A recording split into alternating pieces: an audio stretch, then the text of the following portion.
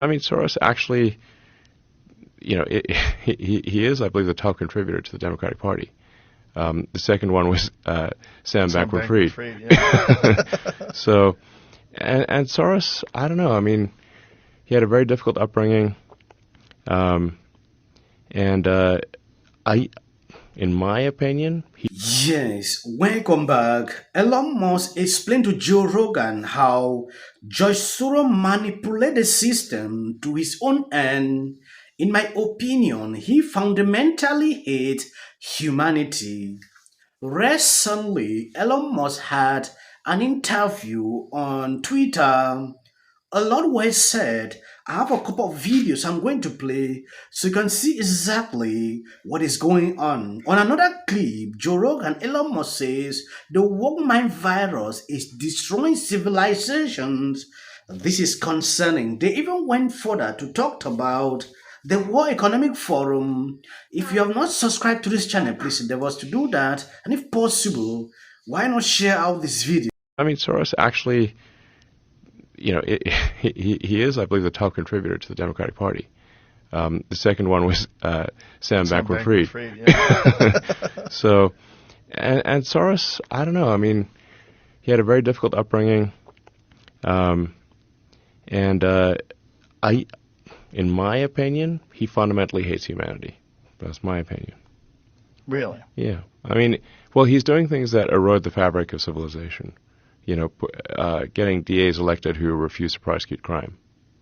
That's part of the problem in San Francisco and LA and a bunch of other cities. So why would you do that? Was it humanity, or is it just the United States as a whole? I mean, he's pushing things in other countries too, not just here. Same thing. Yeah. Now, George at this point is pretty old. I mean, he's not, he's basically a bit senile at this point. But I mean, he's very smart. And he's very good at arbitrage. Famously, he shorted the British pound. That's sort of how I think he made his first money, was shorting the pound. So he's good at spotting, basically arbitrage, like spotting value for money that other people don't see. So one of the things he noticed was that that the value for money in local races is much higher than it is in national races. So the lowest value for money is a presidential race. Then next lowest value for money is a Senate race, then a Congress, and but once you get to sort of city and state district attorneys, the value for money is extremely good. And Soros realized that you don't actually need to change the laws, you just need to change how they're enforced. If nobody chooses to enforce the law, or the laws are differentially enforced, it's like changing the laws. That was one of the things about the old Twitter, was the propaganda and the adherence to whatever the CDC was saying, and the dismissing of legitimate scientists, guys like Jay Bhattacharya from Stanford, and legit guys. Yes. And they were suppressing them and even banning them. They banned Alex Berenson. I mean, it was wild. They banned Alex for essentially reading peer-reviewed papers. Yeah. No, I mean, all Twitter was basically an arm of the government. Yeah. So was that shocking? Like, what was that like? Because that, to me, that was the most bizarre, was the Twitter files. When you let Schellenberger and Matt Taibbi and all those guys get in the Twitter, and the response where Matt Taibbi gets audited. I mean, which is just wild. I mean, it's just so blatant and so in your face. Yeah, it's weird. No, I mean, the degree to which, and by the way, Jack didn't really know this, but the degree to which Twitter was simply an arm of the government was not well understood by the public, and it was whatever the official government. I mean, it was like Pravda, basically. It's a state publication is the way to think of old Twitter. It's a state publication.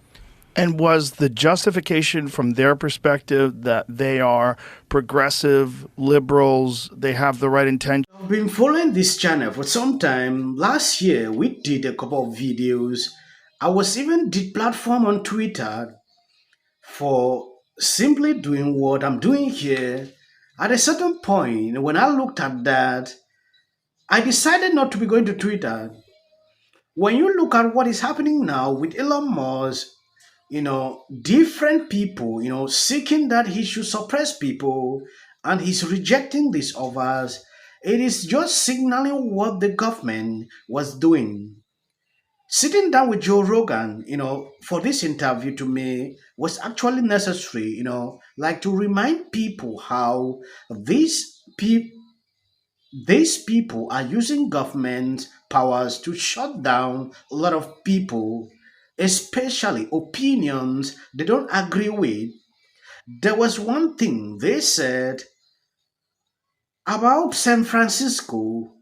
They talked about that. He went on to explain that the outcome of that mind virus is very clear. If you walk around the street of downtown San Francisco, deeming it to the end of civilization, the topic came up after Joe Rogan asked Moss about he felt about X 1 year after pursuing the app, after purchasing the app, formerly known as Twitter.